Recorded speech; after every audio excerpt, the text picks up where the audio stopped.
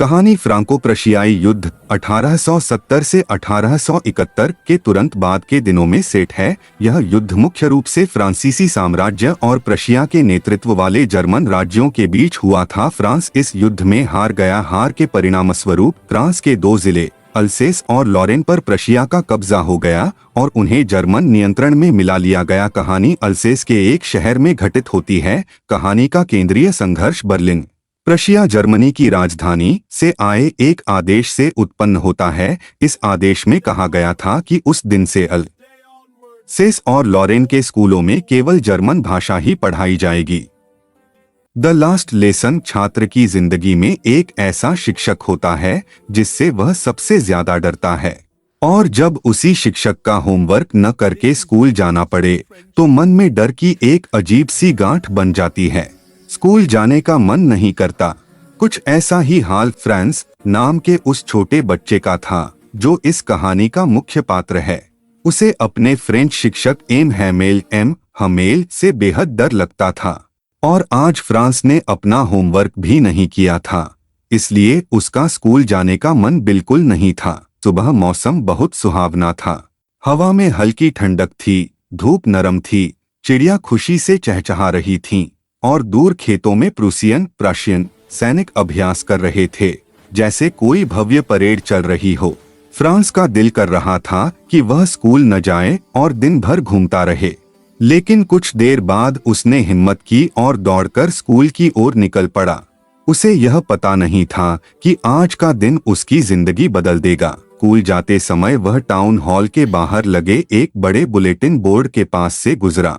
पिछले 2 सालों से इस बोर्ड पर सिर्फ बुरी खबरें ही लगती आई थीं। युद्ध की हार, सेना के आदेश, कर बढ़ाने की घोषणाएं, लोगों की परेशानियां। आज भी लोग वही भीड़ लगाए खड़े थे। फ्रांस ने सोचा अब क्या हुआ होगा, लेकिन वह रुका नहीं और आगे बढ़ गया। स्कूल का अजीब सन्नाटा। जैसे ही फ्रांस स्कूल पहुंचा, वह हैरान रह गया। आमतौर पर स्कूल में बच्चों की आवाजें, हंसी मजाक, पाठ दोहराने की ध्वनि, डेस्क खिसकने की खटरपटर होती थी, लेकिन आज पूरा स्कूल शांत था, मानो रविवार हो। इस शांति से फ्रांस का मन और बेचैन हो गया। धीरे धीरे वह क्लास में दाखिल हुआ, यह सोचकर कि आज जरूर उसे डांट पड़ेगी, लेकिन सब कुछ बदला हुआ था। आज एम हैमेल गुस्सा नहीं हुए। उन्होंने नरमी से कहा, फ्रांस, जल्दी से अपनी जगह पर बैठ जाओ, हम तुम्हारा इंतजार कर रहे थे। फ्रांस चकित रह गया। फिर उसने देखा कि एम हैमेल अपने विशेष अवसर वाले कपड़े पहने हुए थे, हरा कोट, झब्बेदार सफेद शर्ट और छोटी काली रेशमी टोपी। इसके अलावा कक्षा के पीछे गांव के बुजुर्ग लोग बैठे थे। पुराना मेयर, पोस्टमास्टर, दुकानदार, किसान, सभी शांत, गंभीर और उदास। अब फ्रांस को समझ में आ गया। हैमेल ने गहरी आवाज में कहा, बच्चों, आज मेरा आखिरी फ्रेंच लेसन है। फ्रांस का दिल धक से रह गया। एम हैमेल ने बताया कि बर्लिन से आदेश आया है, अब एल्सास और लोरेन के सभी स्कूलों में जर्मन भाषा पढ़ाई जाएगी। कल एक नया जर्मन शिक्षक आएगा और आज फ्रेंच का आखिरी पाठ है। यही कारण था कि गांव के लोग एम हैमेल के प्रति सम्मान प्रकट करने आए थे। यही वजह थी कि उन्होंने अपने सबसे अच्छे कपड़े पहने थे। उन्होंने इस स्कूल में 40 वर्षों तक ईमानदारी से पढ़ाया था। यह सुनते ही फ्रांस के मन में गहरा पछतावा भर गया। जिस भाषा को वह हल्के में लेता था, जिस किताब को उबाऊ समझता था, जिस शिक्षक से वह डरता था, आज वही सब उसे सबसे प्यारा लगने लगा।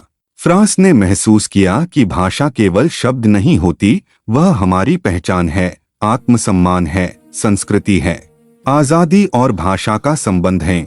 हैमेल ने कहा, जब तक लोग अपनी भाषा को थामे रहते हैं, तब तक वे कभी पराजित नहीं होते। भाषा हमारी आजादी की चाबी है। फ्रांस ने खिड़की पर बैठे कबूतरों को देखा और सोचा, क्या वे कबूतरों को भी जर्मन में गुटुरगु करने को कहेंगे? एक छोटे बच्चे का यह सवाल उस जुल्म की गहराई दिखा देता है। अंतिम क्षण चर्च की घड़ी ने 12 बजाए।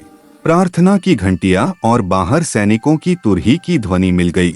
एम हैमेल खड़े हुए, उनकी आंखें नम थीं, गला भर आया, वे बोल नहीं पाए। उन्होंने ब्लैकबोर्ड पर बड़े अक्षरों में लिखा, वाइव ला फ्रांस, लॉन्ग लिव फ्रांस। फिर उन्होंने हाथ से इशारा किया। स्कूल समाप्त हुआ। आप जा सकते हैं। यह केवल आखिरी पाठ नहीं था, यह जीवन भर का संदेश था। हम अपनी भाषा, अपनी आजादी, अपनी पहचान की कीमत तभी समझते हैं जब वह हमसे छिनने लगती है। इसलिए अपनी भाषा से प्रेम कीजिए, यही हमारी पहचान है। अगर वीडियो पसंद आए तो वीडियो को लाइक करें और चैनल को सब्सक्राइब करें। मिलते हैं अगले वीडियो में।